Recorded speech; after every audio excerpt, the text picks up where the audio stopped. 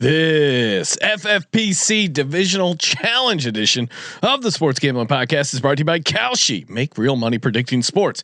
Kalshi is available in all 50 states, and you get $20 free with promo code SGPN. That's Kalshi, promo code SGPN. Hey, this is Derek Stevens. I'm the owner of Circa Las Vegas. You're listening to SGPN. Let it ride.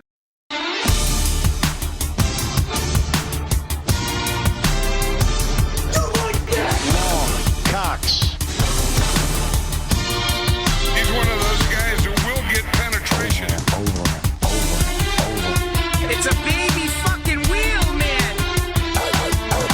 San Diego Superchargers. Now go home and get your fucking shine box.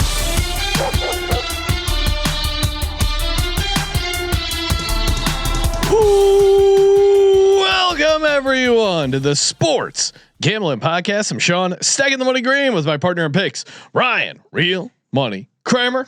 What's happening, Kramer? Dog. I got some messages. Thank you to everyone who reached out. We are okay. People were concerned that we missed the show.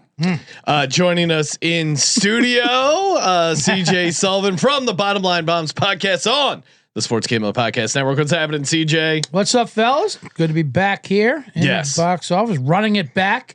I like this clean slate FFPC because everything that could went wrong this weekend went wrong. It was a rough week. Although good news, I guess, for the Eagles, Kevin Patullo did get fired, so that's pretty exciting. New offensive coordinator. Kramer, I sent you the clip in Slack of the kid post game that went viral. If you've missed it, it's a pretty good clip of him just roasting Kevin Patullo. And yeah, I mean the offense clearly needed some fresh blood, mix things up because what they were running was just incredibly stale. And so it's not the quarterback's problem. There's a lot of problems, but like I'm just saying, it's not. They're not calling these plays because the quarterback, because of limitations on the quarterback. I mean, whatever it is, you have to. Jalen Hurts has shown if he has a good scheme and a good match with the coordinator, they're very successful. Yeah, and even this year, I know. Oh, it's a complete disaster.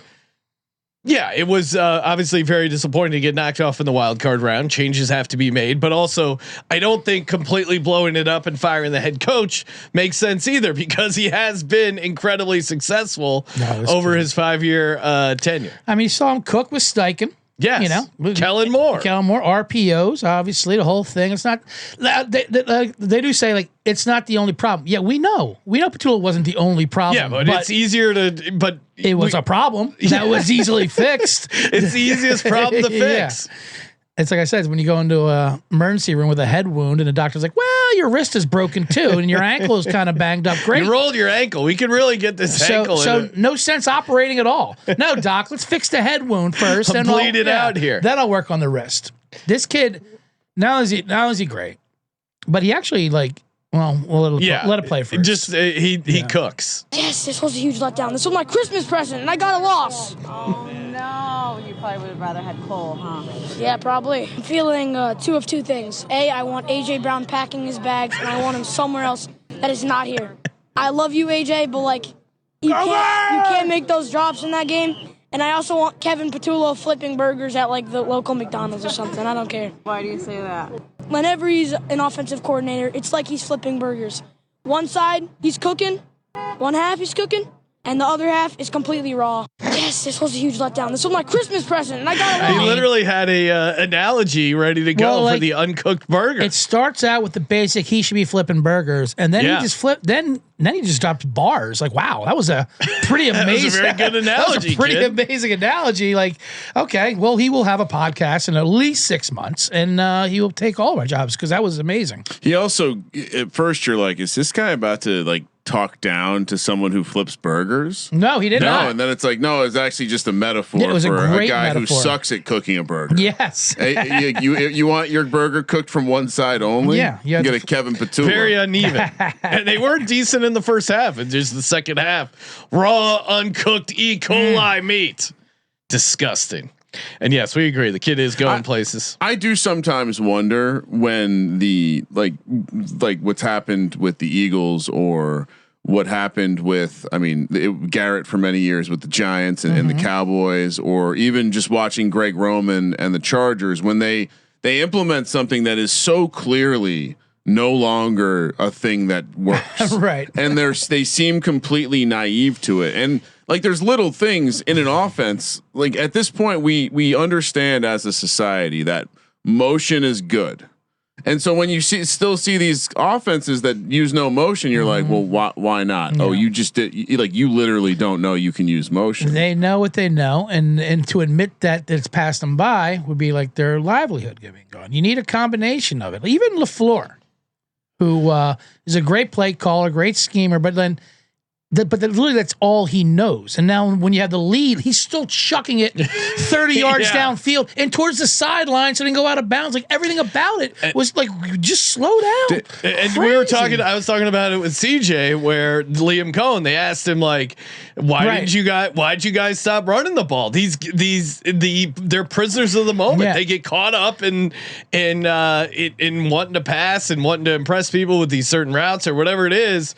It's a really a tough skill set to be the offensive play caller and or the head coach. I think it's two separate jobs. I've been thinking about this because it does seem like some of the best offensive minds are horrible at the game management piece. Yeah. Is there a great offensive mind that's also been great at the game management, or is the game management always the thing that we focus on because their game plans and their game calling has been generally good? Even Andy Reid for years in Philadelphia, you would pull Andy Reid eating another timeout. There was always the joke. What do they put marinara on that thing? Like Shanahan, all of his disciples, Andy Reid, all of his disciples. Even they're McVay. All known as great offensive minds, but they struggle with in-game stuff. That's what I'm saying. Even McVay, and he had like I want the opportunity, and I relieve on my staff there. And he had a weird thing where he just started going for on fourth downs, like now. Like you would expect somebody like with a sharp young mind like that. But he's not. He's like dumb sharp. Right. I don't know if you watched they did a little piece on like the person that is responsible for creating like the play cards. Okay. Like turning the game plan into like visuals, basically. Like in football terms, it's the guy who made the PowerPoint. Yep. And you can see how like these are dumb people who are sharp in this very like this one area. It's almost like, if the spectrum is like here and like the actually like the smart kids that can like predict the future over here. Sean McVay is somewhere over here where like he likes the visuals, but he's a complete moron when it comes to actual analytics. Yeah, it is an interesting. Well, it's like dumb smart. Dumb smart. They can be extremely smart. What are you saying, Ryan? You don't think I'm smart? I mean, again, ever since Hard Knocks, when I saw the hype put behind this dog trick we were about to see, and it was the most basic dog trick you will ever see.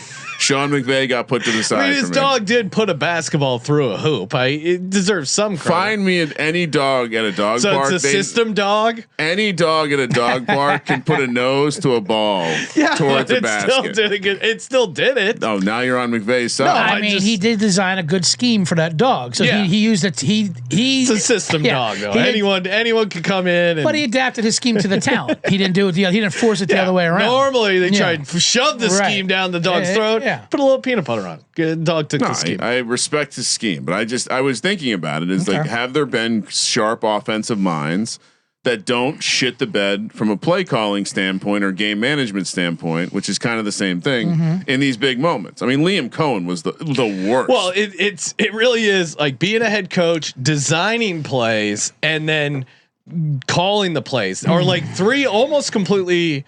You would think they're closer related, but they're not, because so many times we see guys who are good maybe at one and not the other two, or great at play design but not knowing when to call it, or clock management stuff. It's very interesting how sometimes they just shit the bed. Shane Steichen, very, very, very good at play calling, very good at play design. I don't know about the game management Terrible stuff. Game management. Yeah, okay. Horrible. What was that Gardner Minshew play? Yeah. For? So I guess there we go. How does it not?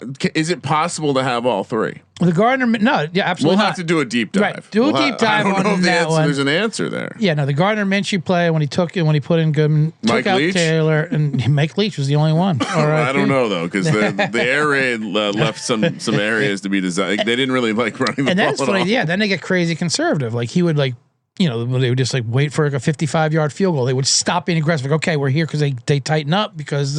My theory is they think to them running the ball is being conservative. Sure. It's like so they think just by running the ball once in a while they're like, oh yeah, this is fine. But I'm setting up a pass. Setting up a pass. That's what the Packers. I mean, first down pass, for the second down run, just give the ball to Jacobs, run some damn clock out. I'm not saying they could have took a knee, but they basically could have took a knee and not have the situation for the Bears to have the ball. Just from that game specifically, they had the ball with 3 minutes to go and a timeout was malpractice.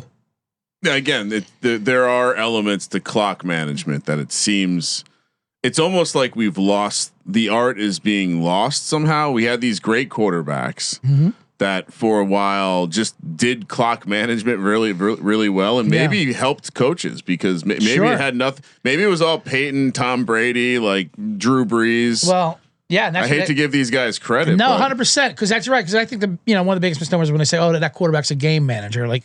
They're all game managers. First of all, they're all game managers. Might be good to know how to manage. They just have different kind of talents with the thing, but it's all game management. And the idea that Cam Newton of all people considers himself a he was a game changer for part of his career, but then there was a huge part of his career where he was a game manager. Yes. Yeah. And it was a game manager that had to have a certain system. Yeah. Couldn't do certain things. And, that's not great for the offensive coordinator. The highlight of my day today was CJ and Ryan, but commiserating as Jags fans. It was a little. Oh, you enjoyed that? Yeah, Wow. I did. Did you know by EPA per play, the Jags are the only team that should have lost? I know. No. No, Jags should have won. Should have won. Yeah. Jags should have won. They did not. Tip of the cap to Buffalo, obviously. Not the easiest. Classic. Not the easiest draw getting the reigning MVP coming into your place. We don't have to cakewalk like Houston does. Maybe we should have lost more games. Maybe we were too good for the seeding so we could walk into Pittsburgh and New England, and play a 50-year-old Aaron Rodgers who wants to yell at us about society. And, I was just gonna say, and it's post game win expectancy. It was a 60% post game win expectancy for the Jags. No, yeah, I'm not saying but they should. Yeah, they absolutely could have won. Obviously, missing the field goal, and they didn't play. They didn't play great.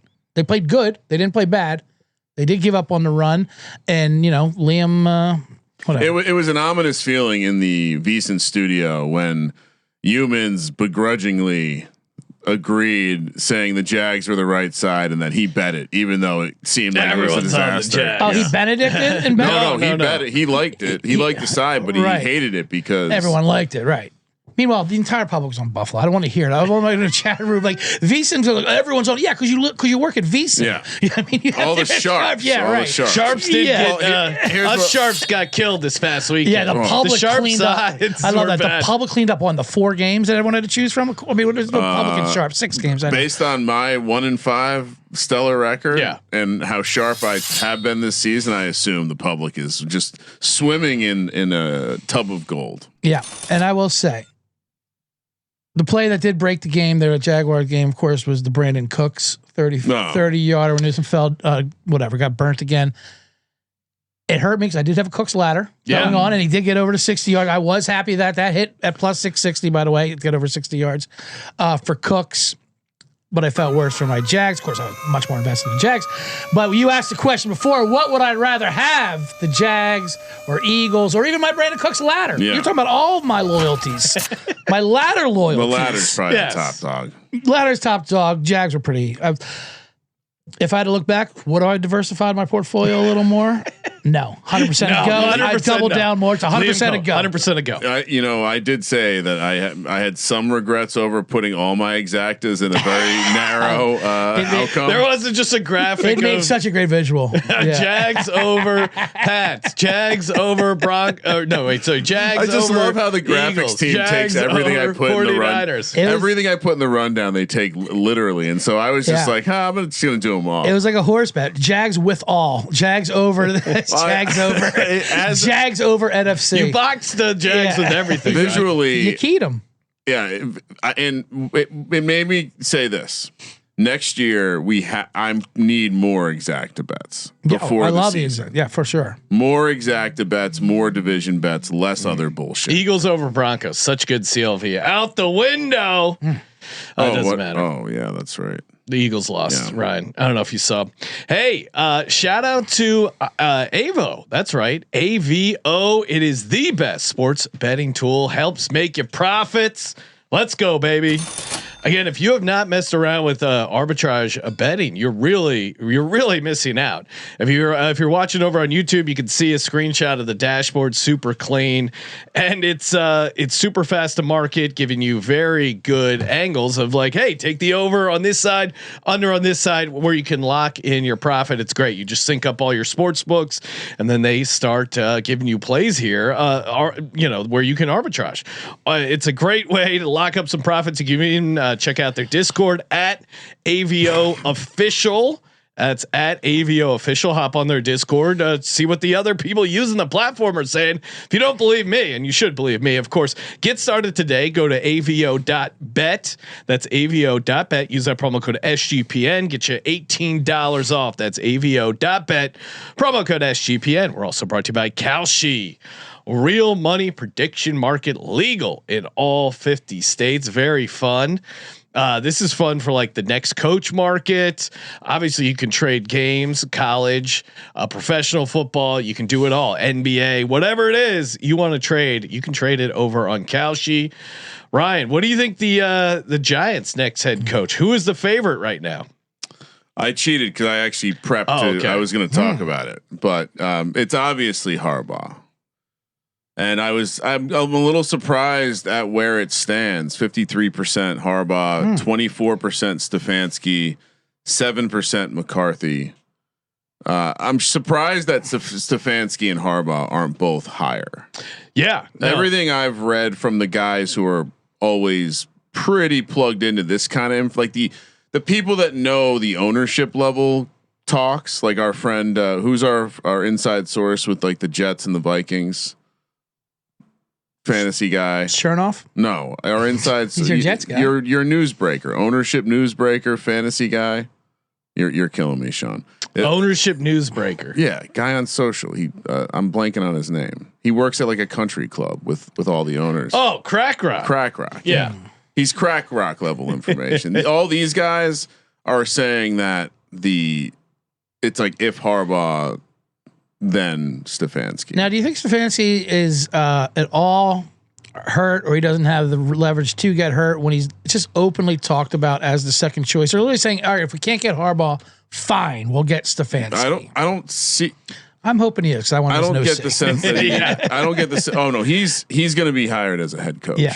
One way or another. Trade Kalshi available in all 50 states. New traders get $20 in your account and use the code SGPN. That's Kalshi, promo code SGPN. All right, we're running it back. The FFPC challenge. If you got destroyed, your original lineup, like mine did. Although I had a number of winners, but then obviously Hurts is my quarterback, sinking that ship. But hit on Not some necessarily. stuff. Loveland was a nice one for me. Hunter Henry. I don't think you're cooked if you don't have a quarterback. I mean, we have a weekend where it doesn't exactly project to have a lot of quarterback scoring. And so I wouldn't consider I would more look at your lineup in the context of how far behind the chalk of the teams you played are you, and how chalky is your lineup left. That's all it's about. How many points behind are you, and how many opportunities to catch up? Well, I have no one on the Bills, so I would say not great. Okay. You know what? But if the Bills have an ugly game, put it to rest. They didn't put up an insane amount of fantasy. Put it to rest and see what your final four looks like. All right. I like that, Ryan. Keep me optimistic. If you want to hop in and play the FFPC playoff challenge, of course, go to myffpc.com. Promo code SGPN, get you a free 25. They have a $35 challenge, and then big dogs like us doing the $200. This is I love how simple the ratios are for season long. It's the same. It's like it's like 35, 200, 350, or 2,000. Yeah, if you want to crank out a bunch of these drafts at $35 a pop, that's not bad. And you certainly you can enter up to 150. Yeah, so you can really go nuts here, which is crazy considering there's only 8 spots. I'm just saying. Sure. But I mean the permutations of lineups, Ryan. And I like if we're only considering like the top 3 players, isn't it 8 to the 3rd or something like that? I should no, it's not even close. It would be like you have if you're just taking the top 3 players. And there's 3 to the 8th is the easiest way to get 3 to the 8th. Yeah. Okay. So that's probably I can't do that math, but yeah, that would be a huge number. I would say that you could, and I don't know this to be 100% certain. I know the playoff challenge 1 has 150 entry limit, but don't know about the playoff challenge 2, which by the way, love how they just said, well, we'll just name it playoff challenge 2. Yes. Not even bothering. All right. You want me to start? Yeah, let's go. What do you do at the quarterback position? So I do think that this contest, you have a little bit more of a fade, or at least I come into this contest with a little bit more of a fade recency. And just real quick. So it's 8. Yeah. So players. Quarterback, 2 running back, 2 receiver, tight end, 2 flex. Flex can be running back, wide receiver. 1 guy from each team, double the points in the Super Bowl, 1.5 point PPR for tight end. Yep. 1 point PPR everyone else. So you have there's no gimmicks here. You don't cut anyone. You're picking every player. And like Sean said, the 2 gimmicks are 1.5 PPR for tight ends and double points for the Super Bowl. And I think this contest ownership is informed more by, even though this pool is generally sharper players, it's still informed by who did well. And so I think in some ways you want to be at least aware of, again, in that exercise where you write each team and write down the players and who will be the most popular. You want to try to avoid the obvious chalk guys of like Puka. To me, like Puka is an interesting one because he both is Puka, but he also has a huge game. So his ownership is going to be even higher than it normally would, I would expect. And so pivoting off of him can allow you to not need as many like pivot spots and take more chalk. Anyway, quarterback for me, I have no idea who's going to be chalk here. Part of me thinks it's like point spread wise, Superman's going to put on his cape, Ryan. Point spread wise, it should be Sam Darnold. Yeah. It will not be Sam Darnold. No, it's going to be Josh Allen. And so I think the rest of the distribution feels pretty flat to me. The Niners have a nasty track record of making it to the conference championship at a minimum when they get through a game or make the playoffs even. So Brock Purdy at Seattle, mixed bag in the 2 games that he's played against them this year. I think he's got the bad taste of the last one in his mouth, and I'm playing him. So give me Purdy. And I think he could be live to run the ball. That's the other thing I was trying to think of. And especially if I'm breaking down I'm taking the quarterback with the biggest point spread. So I should be starting my lineup fairly contrarian, allowing for other pieces to be chalkier. CJ, what are you doing at the quarterback spot? I'm surprised you don't think Stafford will be up there in the rings. I mean, I think Allen will be number 1 as well, but I would figure Stafford would be number 2 at least up there. I mean, a lot of teams think they're going to win the Super Bowl. He's MVP level. He's looked good. Puka's on his team though, and that's why, absolutely. That's why he's an interesting pick because to your point, if this was like cash game DFS, he's probably a guy you have to play this week, especially. And they project to be favored, or they're in a good spot to make it all the way to the Super Bowl. And so knowing that everyone's going to take Puka, that's why I don't think he's going to be a high owned quarterback. Interesting. Well, now I'm debating if I should go with. I originally had Stafford. That would not be a very popular pick in my opinion. Now he is banged up, but he'll be fine, right? He's going to play. Also, a reason why he will be less popular. The Q next to his name. I think that this applies to Nico. All right. Well, now I have to do some adjustment. That's fine. We love the live adjustment. Let me get Sam Darnold out of my lineup. I was not afraid to pull the Sam Darnold trigger, by the way. I do think the combination of the points. Well, he has JSN as in team too. It's a really tricky exercise to figure out who the quarterback's going to be. 100%. I think Sam, like you said, I don't think anyone's taking Sam Darnold. That's why I kind of like him, and pretty good chance he's in the Super Bowl. And what's against him besides the second half of the season and him being terrible at big games? Besides that, him never winning a playoff game. Besides that, though, they have a cushioned home game coming up for a depleted defense. True, but they played all right last week. They did play all right last week. You're right. And the team they played fired their offensive coordinator. And they did play each other a couple weeks ago. Yeah. He didn't look great in that game either. That was at San Francisco. Yeah. But they had different linebackers then, not guys from off the street like they had last week. Kendricks played well. He did. Kendricks played well. I'm gonna say I'm not afraid of Sam Darnold, but I want to make an audible now and go with Stafford. Either one, I think, is a pretty solid pick. Well, I think either one is a good pick because my Ram, I wasn't going to do Puka either, just for the things you talked about. I was actually going to go with Kyron Williams, but it's a full point PPR only because of this matchup against the Bears as well. But full point PPR, I don't think Kyron well worth. I'd rather put a Seattle running back in there. Stafford is my quarterback. Yeah, to me, after Josh Allen, the two quarterbacks in the Rams game, if you're ranking if they get to the Super Bowl, in a dome, who do you want starting?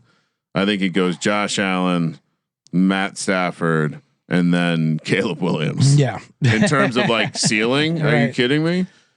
Caleb could be a complete donkey if he made it to the Super Bowl, but also, I mean, we've seen him put up ridiculous numbers. Sean? Well, we do have to, and the chat was reminding us, day of mourning for all the positive Steeler Tomlin trends. Mike Tomlin, of course, stepped down for the Steelers head coach. Crazy run there, bunch of wins, losses, great on the win total. What do you make? No, bless you. Sorry, what do you make of that, Kramer? I mean, this feels like the way the Steelers fire someone. Yeah. And Very Rooney. Think here's what I've been thinking about. One, it does seem like the initial reaction is going to be the Steelers are going to be bad next year. I think there might be some assets traded. Maybe they try to, Cam Hayward's old. I think they're not going to try to be the same team they were before. I just don't. Maybe they will, but who's the tough guy that they hire that replaces ultra alpha Mike Tomlin? That would be great. Besides Harbaugh, that would be hilarious. CJ threw that theory out, but I would say that I think my initial thoughts are Steelers are not going to be as good. They're going to miss Tomlin. Tomlin had no quarterbacks for the last 5 years.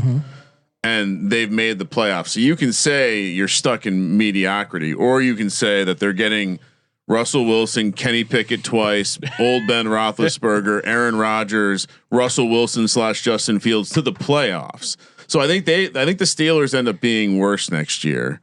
And I think if Tomlin decides to coach, we're keeping an eye on where he's consulting in the offseason. We're keeping an eye on where he latches on maybe as a consultant for the year. What you said, and we're betting on that team. No, what you said is absolutely correct, and it just pained me because now I'm thinking about next year already.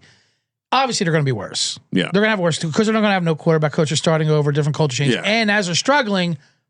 That's what the national media, ESPN, this is what you want. This is what you want. Oh, be careful what you wish for, Steeler fans. And they're going to love hammering that narrative, just like Eagles did when they got rid of Andy Reid. Mike Tomlin's a football coach, right? Absolutely. Now, if you ask me in the context of the Giants, I see no reason to not want Mike Tomlin as a head football coach of your team. That's an insane thing to say no to. Would I be very Giants would kill for 9-8? Would I be staring very closely to see who he hires on the offensive and defensive side of the ball? Yes, but I mean that is a team that has mostly had a strong defensive identity. With when they've had good offensive coordinators like Bruce Arians, They have been a good team. Yes. Now, what if he Big brings Ben and Jackson Dart have a lot of similarities. What if he brings Arthur Smith along to New York? How excited would you be? How many tight ends do the Giants have rostered right now? By the way, That's great. How about Cordell Patterson in the Giants uniform? I was going to say, top 10. Ryan once said was a top 10 NFL player. Does it come with signing Tyler Algier and Cordell Patterson? Yeah, absolutely. We can make that happen. Yeah. So I think wherever if Mike Tomlin wants to be a head coach, I'd imagine he can get a head coaching job. Seems like it. Yeah. There's two resumes that just don't exist. And Belichick apparently is interested in shit. So there are three resumes that are just never available. Yeah. Now I wouldn't want Belichick. Marcus Freeman also supposedly is maybe reconsidering it. That weird thing where he paints his hair on his head is kind of strange. He does like the really. Yeah, he paints his head. Yeah, I think so. He does. Yeah, he has some weird head. There's some weird thing. There. I don't know what that is. It makes me think you're a little too vain. The last head coach was a little too concerned with other people thought, and so I'd be a little concerned about that. All right.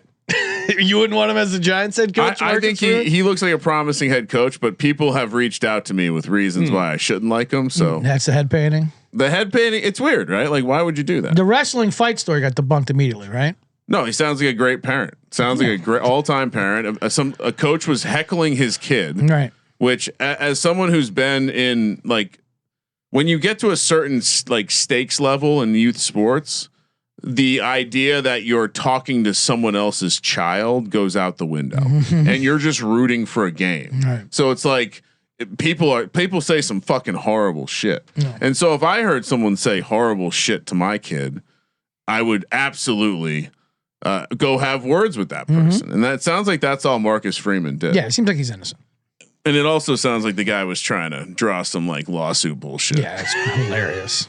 Sounds like a great guy. Well, yeah, fuck that guy. I mean, and he's at a wrestling event, which means he's, probably got something else going on with him. Anyway, who's your quarterback, Sean? I went chalky in a lot of other spots, but I went contrarian at the quarterback position. I don't even know if I'm officially on them to win the game. I'm probably going to play multiple lineups, but I think the ceiling. That was great. That was like playing a that teaser was amazing. leg. Like this teaser leg. This lineup doesn't even matter. Yeah. Trust me. There's gonna be I got some behind it. It's a teaser leg. Well, I just don't know if I want to lock into this pick yet. Oh, I see what you're saying. So a rare fantasy prop take that might go against an ATS pick. Maybe. Oh, okay. Probably not. Give me Bo Nix. Okay. The formula for a guy who's new to the playoffs. He already has that one game of experience. He knocked it out of the way last year. Bo Nix running a ton against this Bills secondary, which is not good against rushing quarterbacks. And they have the number one seed. They have home field. Them getting through. You get 3 games of Bo Nix rushing. Multiple rushing touchdowns and the yards. And I don't think anyone's going to have Bo Nix. I think he's not going to be owned that much. I agree with everything you said other than the ownership. Really? Walk through the Broncos. Can't play a running back because J.K. Dobbins might be on his way back. Receiver. All right. Cortland Sutton's going to be popular. Yeah. RJ no Harvey? One's playing. No, because I think J.K. Dobbins potentially being back in a week is going to muddy things up. Get cute and play Evan Ingram. I think no one's going to do that. I think he's going to be more popular than you expect. I just don't know who else on the Broncos people are going to play. Yeah, think about last round when we were playing. Everyone was taking Denver's defense. We didn't know who to take on that thing. No, I agree. Right. If you looked at the ownership, Denver defense was shockingly high for a 1 seed, and so.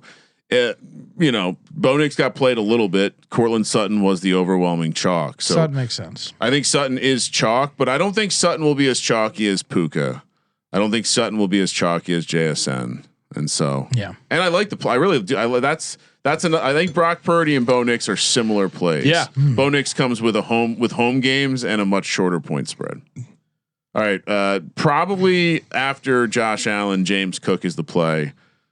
Coming off a tough matchup, I think you can run on Denver a little bit lately, and he's also just been a focal point in the passing game too. So James Cook, easy click. He'll be the second chalk for the Bills, I'd imagine. 100%. Yeah, you're on James Cook as well. No. Oh, I do like the James Cook play, and that was. Now I'm curious who you're on. I know. Well, and I think I'm realizing that maybe last weekend shook me a bit where I'm getting a little too contrarian. Okay. Watching Coker finally go off, watching DeMarcus Robinson's, watching Christian Kirks or Charlie Kirks as Stephen A calls him go off. How insensitive. Now I hear things like saying like, what a great signing Kirk was. He had 260 yards on the season. And he's keeping Noel off the field, who looks dynamic. Right now. Absolutely. So yeah, whatever you want to call Texas fans hate him. Kirk they hate. Yeah. Should we do that? Go by team or whatever you want to do. I kind of like You that. can stay running, but whatever you want to do. I kind of like to do it by the team there. Like that seems more compelling. It's also confusing because you're going out of order, but it doesn't. That's true. I won't go with my running back. Stay with the running back. I went CMC. Yeah. I also took CMC. The Niners. What are we talking about? I know that you got to have some chalk in there, obviously. Yeah, No, he's incredibly. I mean, and now with Kittle out, no Kittle. Hugely his owned. bad game's still going to be. We already had the excellent. DeMarcus Robinson game. Who else is getting points? It's either going to be Purdy or Kittle, or and that's why Purdy or McCaffrey. Purdy will not be super popular because McCaffrey's hard to not play. Yeah. And then you got Juwan Jennings, but he's a hoe. I just want that known. Yeah. He's a hoe. I just want that known. It's such a great line. Kramer, who's your second running back? Ramondre. Oh, okay. Yeah, Yes, I saw yes. Clearly it's Cody playoff in the time. NASCAR saying Disgusting timeshare again Get Trevion, by Vrabel. Get Trevion out of there. Yeah. He can't be Because trusted in the they love their playoffs. veterans. Coach of the year. They should fire Vrabel for what he's doing. He can't be trusted against the Texans. I know. He Right. respects the Texans too much to put a It's rookie true. out there. That's true. And I think they're going to be getting after him. So Ramondre is going to have one of those crazy 8 catch games in the first round. Love And it. if they do advance, they clearly. I mean, again, Vrabel is that guy that wanted to get hard and chop his dick off for a title. Yeah. He's back. still there. He's back. He's there. He's back. So yeah, Ramondre. CJ, what are you doing for your second running back? Second running back. Well, I just did a little audible there, and the reason why I take him over Charbonnet, I went Kenneth Walker. No. I like his Little ceiling better than Charbonnet. He's explosive. Obviously, we were even talking Super Bowl MVPs. He's a guy who can break a few runs and make weird plays like that. And receiving. Charbonnet, I mean, whatever. The timeshare, you never know what's going to happen. Charbonnet gets the touchdowns. But Kenneth Walker, his advanced numbers are just absolutely insane, too. With his top speed and explosive after contact. I mean, I don't know. I've always been a big Kenneth Walker fan. He's a free agent in the off season. Get paid. This is a good. This will essentially allow you to be very chalky elsewhere. I went contrarian. I think JSN still will be the chalk. I'm not taking Kenneth Walker. I am taking Charbonnet. Oh, look at you guys. Inside the 5 carries. Kyron Williams 18, Christian McCaffrey 18, Zach Charbonnet 16. They clearly like giving him touchdowns. I don't know what Kenneth Walker did to the coaching staff, but I think if they're inside the 5, Zach Charbonnet is getting the ball. You guys are like a good tout service. Well, we're giving you both sides.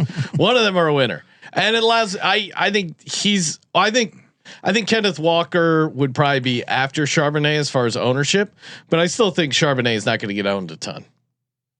I think there's going to be a tier of Walker, Charbonnet, Barner. Oh, you're right. Barner's in the mix. Yeah. So. Oh, I think the guys that will be owned generally will be Darnold, JSN, the 2 running backs, and Barner. Yeah. I doubt you'll get maybe you get a couple people getting weird with a secondary receiver, but Right. and I have JSN with just staying in that team with receiver 1, wide receiver 1, JSN. So eating the chalk here. I've got, like I said, a couple contrarian pieces so far, couple chalk pieces. CJ, what are you doing at receiver? Give us a receiver you like. Well, it's fun that you said that I have room to get chalky, and I'm looking at it, and I did not do that. Nice. He's threading the needle. I am threading the needle here. He had a monster game this game, but I still don't think he'll be owned because he's extremely untrustworthy.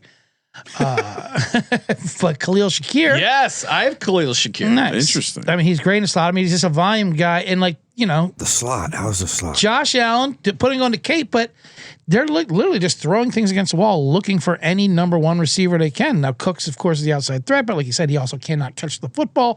Shakir is probably the only guy he does trust. Now, he is hot or cold because he's in the slot, as we like to say. But I'm not afraid of this Denver defense anyway. I like Little Shakir. He's a volume guy as well. Yeah, he got 12 targets, 12 catches, super efficient. And now Tyrell Shavers, he's done with an ACL. Yeah. So just one more guy that Shakir's going to be out ahead of. So I mean, you have to. I guess the tight ends are somewhat interesting. Always. Kincaid's banged up too, so you got to slide in Jackson Haas. Yes. Yeah, he's probably maybe someone interesting to play anytime for just the game, but maybe not in this format because if they do win, how involved is he going to be? I'm taking the chalk. Give me Puka Nacua. I mean, this guy's insane.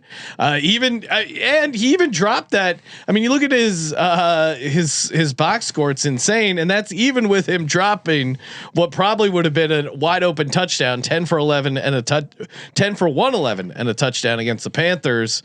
You can throw on this Bears defense. Now they might get some turnovers. Stay tuned. But I do think you're going to be able to throw on him, and Puka's a dog, so he shows up here. Give me Puka. I took Devontae Adams. Now that's an interesting pivot. So, I again just didn't.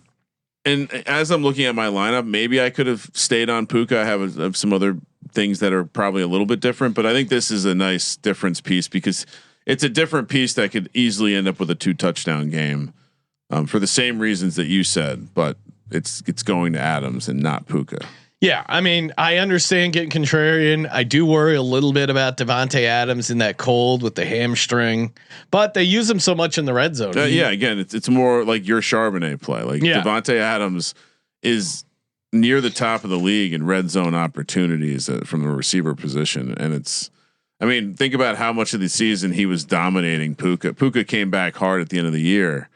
As Adams got her banged up a little bit, but so a contrarian play here with Devontae Adams. So for my quarterback, Bo Nix, running back McCaffrey, Charbonnet, my receivers Puka and Shakir.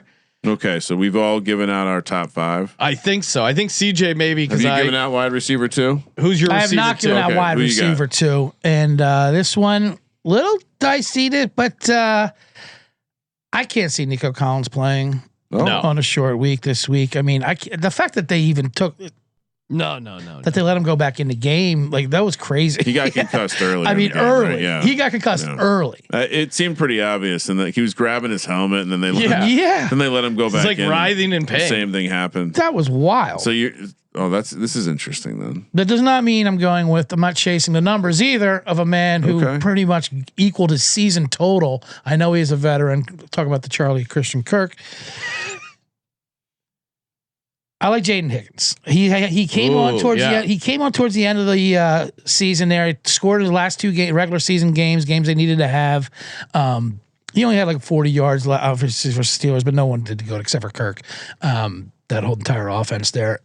Xavier Hutchinson's been coming on. There's a lot of them you could go around and know. I think Higgins of that group is the most trustworthy and high ceiling. I like what he's doing there. It was between him and Woody Marks, but I like Jaden Higgins against this Patriots secondary. I think the Texans offense will look a lot better, obviously, versus New England than they did versus Pittsburgh. I would hope so. And with Nico out, he could kind of throw a dart against one of these guys. But give me Jaden Higgins.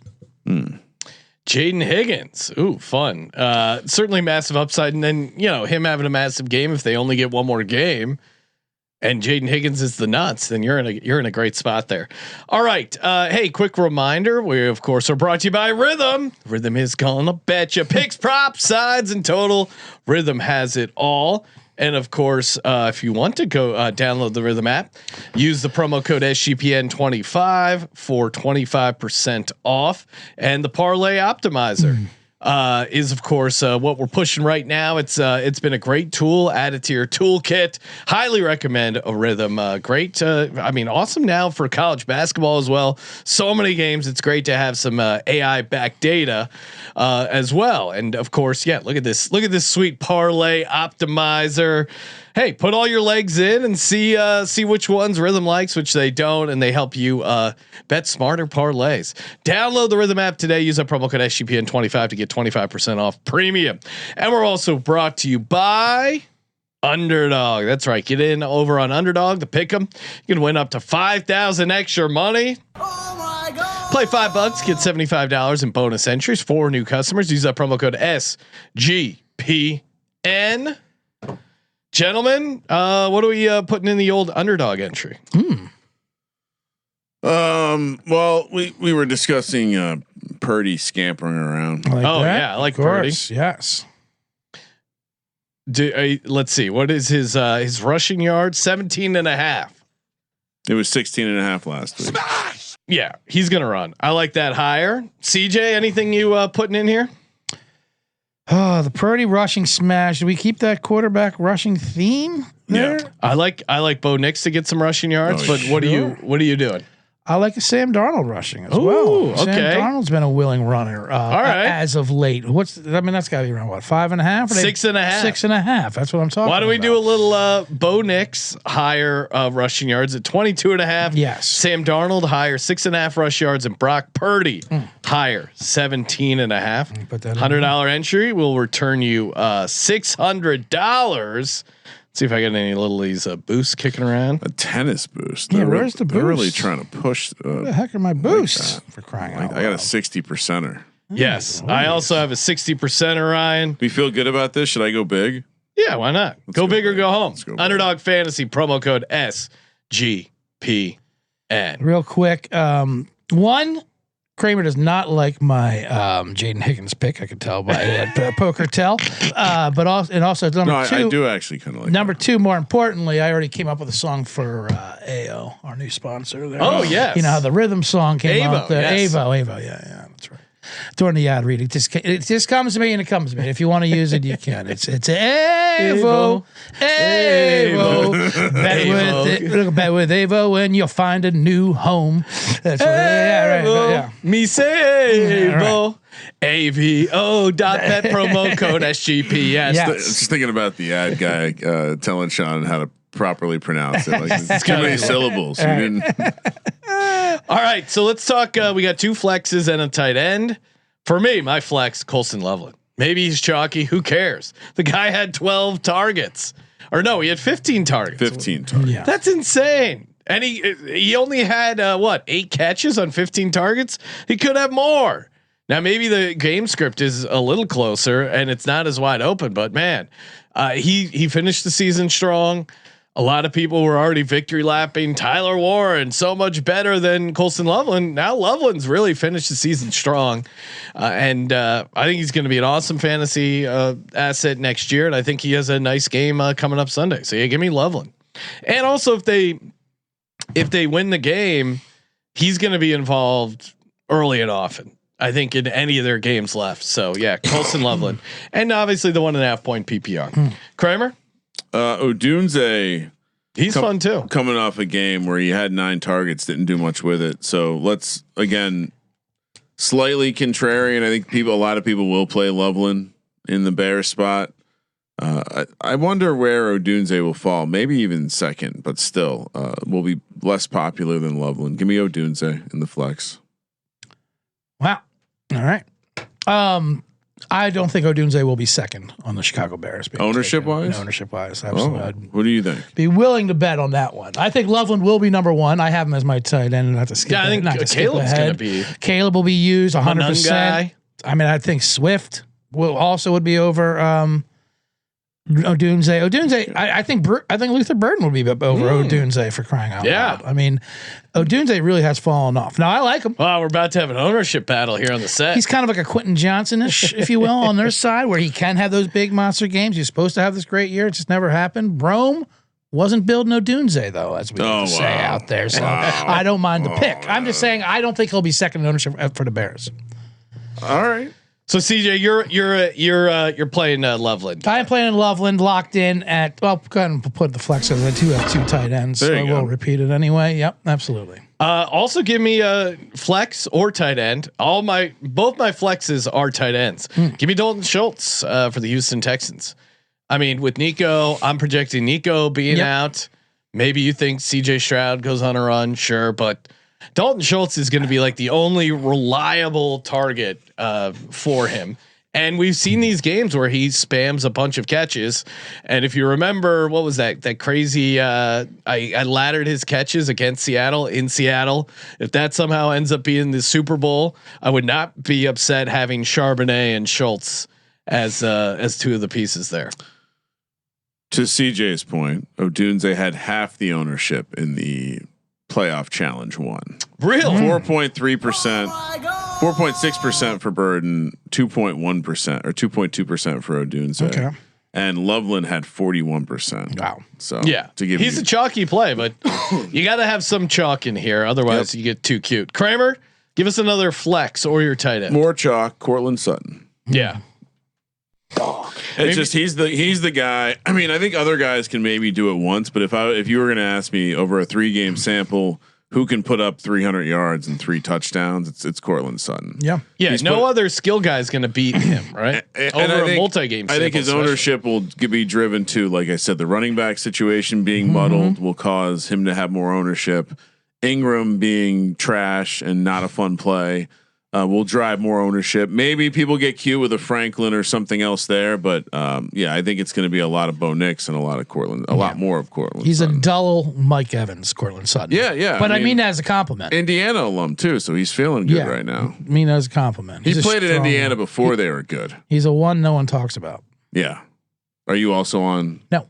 I did very much consider him though, but I went the one you said people will not go with. I'm not afraid of J.K. Dobbins coming back. Okay. As a matter of fact, I think that helps R.J. Harvey. Okay. I don't like R.J. Harvey as the main number 1 back. He's definitely more of an off pace, and that'll help him out more in the receiving game where they because it is full point PPR. And even J.K. Dobbins coming back, what is he going to come back to a full workload anyway immediately and just take a 50-50 touchdown? Maybe. Who knows? But against this Buffalo defense, I think R.J. Harvey is going to have a pretty monster game. I'll say this. CJ's lineup, I think, is going to be 1 of 1. That's what I'm looking for. Be honest with you. I think yeah, he's why gonna, not? Hit the nuts. I mean, if he hits it, he's not splitting that shit with anybody. I'm not here for a min cash. That's $100K for himself. Yeah. My last guy I've not given out. Oh, you already gave out both your flex? Yep. Well, because we talked about Loveland. Right. Oh yeah. Give me Hunter Henry. I think he's their main receiving threat. They use him in the red zone. I mean, if you want to play May, I get it. I think eventually the lack of experience catches up with him. But yeah, I think game wise, Hunter Henry. He was the leader. I mean, what's changed? I understand if you want to play the running back, Ramondre. If you want to certainly play, even Diggs. Yeah. Maybe Diggs, but I don't know. For me, Hunter Henry, especially just the tight end, the touchdown stuff alone, 3 for 64 and a touchdown on 5 targets. And Drake May look like shit, and they still won. So I think, Hunter Henry in a win or a loss is going to be a big part of the offense. First touchdown bank for him as well. Yes, that was a nice. Help me dig out of a hole there. Playoff challenge 1, May 24%, Trevion 23%. Ramondre 9.5%, Steph Diggs 15.8%, Hunter Henry 16.6. So Hunter Henry was third chalk behind Trevion and Drake May. So you project him to be potentially second chalk on the team. Okay. Certainly, based on the first challenge, he had about the same as Diggs and slightly behind Henderson, which will probably move to Stevenson. Yes. And so, yeah, that's probably the You're order. right. The Trayvon, Trayvon actually wouldn't be a bad play because you're right, because everyone will go with Ramondre. Yeah, you're right. Because of what occurred and what has been occurring. Yeah, I definitely chased the points with that There's one. There's nothing wrong with that though. Also seems like the coach likes the not rookie in the playoffs. Yes, that's true. He still can't block. That's not a good thing. Kramer, do you have one more to give out? I haven't given out a Texan. Dalton Schultz. Yeah. Why not? So yeah, and like if Nico does miss a game, that becomes interesting. If the Texans only play a game, could Dalton Schultz lead the team in fantasy points? Certainly in the matchup they have, the Patriots are capable of giving up a big game to a lot of different positions. And so, Nico being out gets interesting with Jaden Higgins, with Christian Kirk, Noel, Woody Marks had a nice game. So yeah, I think Schultz will be popular, but he still wasn't super chalky. And so I have I'd say like a 30% chalky lineup. I mean, I think Schultz will be played after a lot of the guys. Yeah, 100%. probably. Dalton Schultz, definitely some chalk there. CJ, do you have any left? I have one left. It's already been talked about. Hunter Henry I went with as well for the Patriots. Henry. For all the points you already made. No need to repeat it. All right, so let's my lineup. Bo Nix, Christian McCaffrey, Zach Charbonnet, Puka Nacua, Khalil Shakir, Colston Loveland, Dalton Schultz, Hunter Henry, 3 tight end. Running 13 personnel. So unnecessary. What? I just love your Charbonnet impression. It comes out Charbonnet. of nothing. You're doing it for no other names, but you just nail it. You go hard. Charbonnet. If he it sounds like a wine, right? Well, if he ever goes to the Saints, though, too, because it's got a little Cajun. It's a little wine country, but it's also a Cajun. Charbonnet. Kramer, what's your lineup? My lineup, as I click on million tabs, Brock Purdy with James Cook and Ramondre Stevenson to go with JSN, Devontae Adams, Cortland Sutton, Roma Dunze, and Dalton Schultz. Nice. CJ. The Laddie Daddy lineup, which I will be changing to Team Neo since this is a 1 of 1, as Kramer donned it. The one. That was a compliment. Yeah, no, I like it. I can see how it could be a backhanded compliment. It's a little bit, but it's fun. But I don't mind it because that's just what I'm looking for. This is how you ship it. I love good low ownership lineups. And I'm starting off with Matthew Stafford at quarterback, Christian McCaffrey running back, 2 chalks I would say there. Yeah. Kenneth Walker the third. Khalil Shakir, Jaden Higgins, RJ Harvey, Hunter Henry, and Colston Loveland. Yes, you have 3 very strong pivot points that if you get right, you need a nice route. You're off to an insane league. If RJ Harvey has a game, yeah, you're feeling great. I mean, I feel like you want to get some kind of piece of the Denver running game against Buffalo. No, I think I also think the only thing keeping people away is the idea that someone who is oft injured might come back. Sure. Is he's coming back this week, Dobbins? No, it's not even this week. It's hilarious. Well, that's perfect because they're not going to lose, but he'll still get his numbers. Again, I think I wonder how many people play Dobbins. Yeah, that's interesting. It'll be what do they think is going to happen when he comes back? That's what's so. Yeah, he's not going to light the world on fire coming back from injury. Be very surprised. I mean, it's good for Denver. I wouldn't say it's good for fantasy. You know what I mean? Or like numbers. Yes, he does for sure. It helps the team, but he's not someone I'm going to run to the window to play fantasy wise or prop wise. No, especially if he might not play this game. I know. Start. You gotta move on. They originally said he was coming back that championship weekend. Peyton said that. He goes, that's a minimum he couldn't come back for championship weekend. It's per the internet, still on track. Okay. All righty. Hey, good times as always. Make sure you check out CJ Sullivan, the Bottom Line Bombs, right here on the Sports Gambling Podcast. I did not hold back this episode according to AI. Hey, also reminder, we got new gear in the merch store. Yes. New gear. Get yourself some Laddie Daddy, some Bottom Line Bombs. Mac to school shirts. As long as there's before a certain movie realizes we might be. The new Let It Ride hats are really sweet with like the diamonds and the clubs, the spades, the hearts. Dope. Jake, great job by Jake. 2026 is the promo code, 10% off all the gear in the merch store. Appreciate your support, and of course, as always, thank you for participating in the Sports Gambling Podcast. And we'll be back later tonight for a college football championship preview with our buddy Colby from the College Experience. And of course, as always, I'm Sean Second, the Money Green. He's Ryan. Good luck, I guess. You're the competition though, so bad luck. Kramer, let it ride. I want better fucking